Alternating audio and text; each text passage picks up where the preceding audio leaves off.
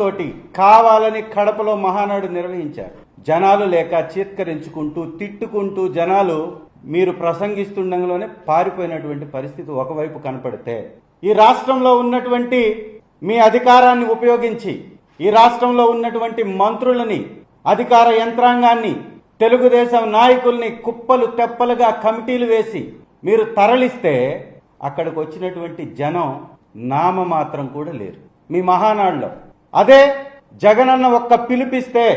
ఈ రాష్ట్రంలో జరుగుతున్నటువంటి అన్యాయాన్ని ఈ రాష్ట్ర ప్రజలకు తెలిసే విధంగా వైఎస్ఆర్సీపీ ఆధ్వర్యంలో వెన్నుపోటు దినమని ఒక పిలిపిస్తే లక్షలలో జనాలు పెద్ద ఎత్తున మీ ప్రభుత్వానికి వ్యతిరేకంగా వచ్చి వారి గళాన్ని, వారి వాణిని వినిపించారు. సిగ్గుపడండి. సంవత్సరం రోజుల్లో ఇంత పెద్ద వ్యతిరేకత, ఇంత పెద్ద స్థాయిలో వ్యవస్థలు దుర్వినియోగం అవుతున్నా, ఇంత పెద్ద స్థాయిలో ప్రజలు చీత్కరించుకుంటున్నా కనీసం సిగ్గుపడకపోగా మళ్ళీ ఏ కార్యక్రమం అయినా కానివ్వండి, అది మహానాడు అవ్వచ్చు లేదా నిన్న నిర్వహించినటువంటి వన మహోత్సవం అవ్వచ్చు, ప్రతి చోట, ప్రతి సందర్భంలో, ప్రతి అధికార కార్యక్రమంలో మా ప్రియతమ నేత, మా పార్టీ అధ్యక్షులు వారు శ్రీ జగన్మోహన్ రెడ్డి గారిని నిందించటం, వారి మీద అవాకులు చవాకులు పేలడం, దిగజారిన రాజకీయాన్ని ఈ రాష్ట్రానికి పరిచయం చేస్తూ తనకి మంత్రిగా ఉన్నటువంటి వ్యక్తిని తెలుగుదేశం పార్టీ కార్యాలయంలో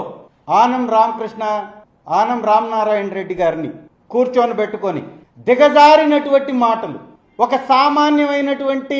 విలువలు కలిగినటువంటి వ్యక్తి కూడా, ఒక అవగాహన లేని వ్యక్తి కూడా మాట్లాడలేనటువంటి భాషతో ఈ పార్టీలో ఉండి, ఈ పార్టీలో పదవులు అనుభవించి,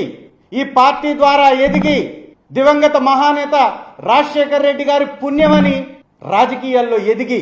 ఇవాళ వారి బిడ్డపై విచక్షణ లేకుండా మాట్లాడినటువంటి ఆ మంత్రి గారి వ్యాఖ్యలే చంద్రబాబు గారి దిగజారుడు రాజకీయానికి